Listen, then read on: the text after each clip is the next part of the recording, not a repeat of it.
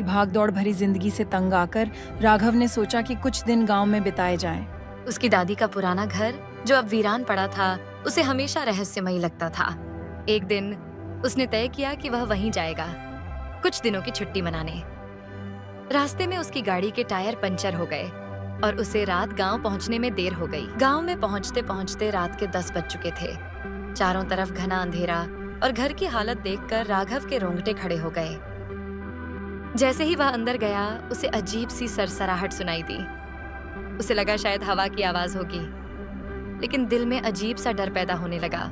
कमरे में दाखिल होकर उसने लाइट जलाने की कोशिश की, लेकिन बिजली नहीं थी। उसने अपने फोन की टॉर्च चालू की और चारों ओर नजर डाली। सब कुछ धूल से ढका हुआ था। तभी अचानक उसे सीढ़ियों के ऊपर से हल्की सी खटखटाहट सुनाई दी। राघव ने सोचा कि यह उसका वहम होगा, लेकिन जब वह सीढ़ियों की ओर बढ़ा तो आवाज तेज होने लगी। सीढ़ियों पर कदम रखते ही उसे लगा कि किसी की छाया तेजी से दूसरी ओर भागी है। उसका दिल जोर जोर से धड़कने लगा। उसने टॉर्च की रोशनी से छत की ओर देखा, लेकिन वहां कोई नहीं था। वह खुद को समझाते हुए बोला, यह सब मेरे दिमाग का खेल है। राघव ने सोने का फैसला किया, लेकिन नींद उससे कोसों दूर थी।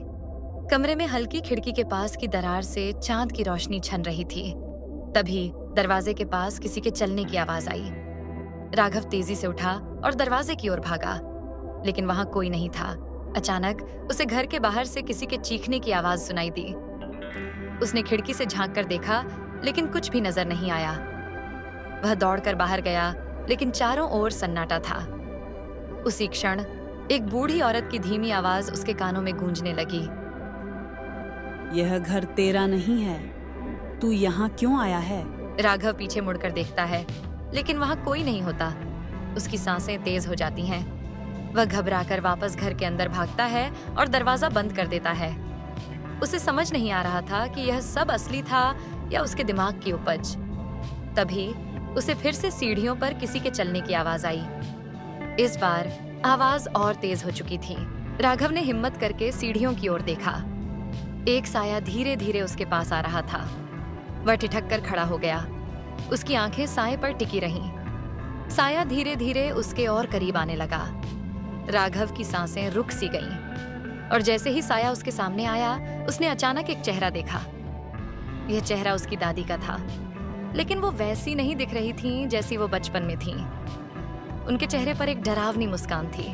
राघव चीख पड़ा, लेकिन उसकी आवाज कमरे में ही दब गई। साया हंसते हुए बोली, तू यहाँ से कभी वापस नहीं जा पाएगा। तभी राघव की आंखों के सामने अंधेरा छा गया और उसे कुछ भी याद नहीं रहा। सुबह गांव वाले राघव के घर पहुंचे तो देखा कि घर का दरवाजा खुला हुआ था, पर राघव का कोई पता नहीं था। लोग कहते हैं कि वो उस रात अंधेरे में कहीं गुम हो गया और आज तक उसे किसी ने नहीं देखा।